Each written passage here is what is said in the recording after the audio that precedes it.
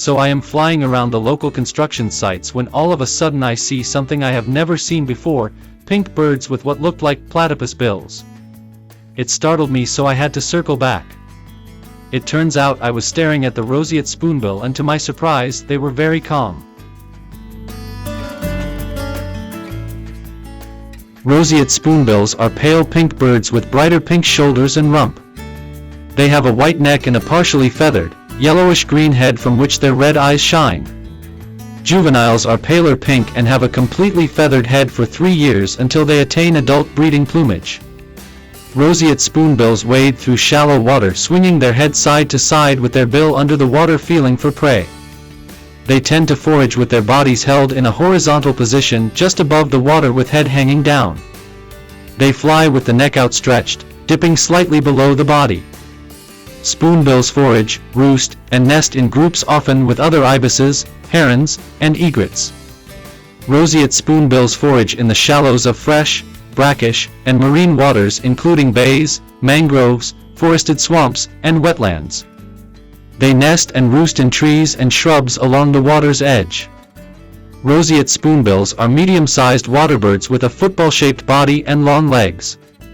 The long bill that is flattened into a spoon at the end protrudes from their small head. They fly with their long necks outstretched and often rest with it curled into an S.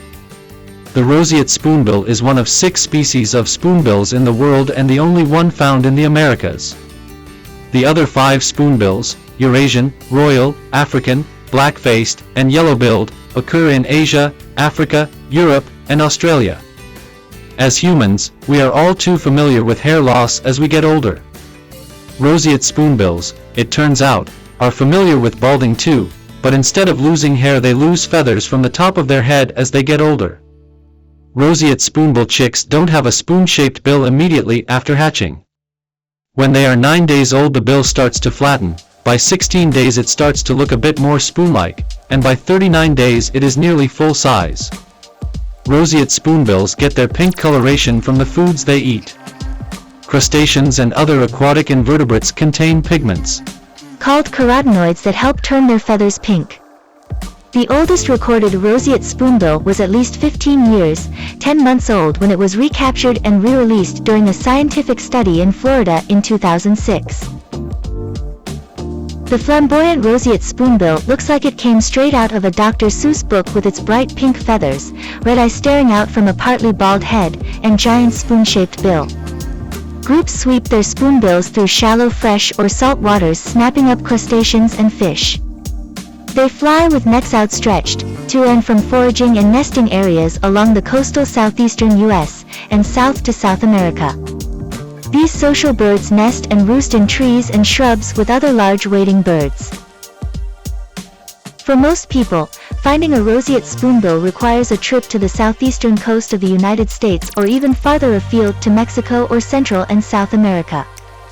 Look for groups of pink birds foraging in the shallows of fresh and salt water, often with egrets and ibises nearby. They are usually busy foraging with their spoon-shaped bill under the water, so the bill might not be the first thing to tip you off.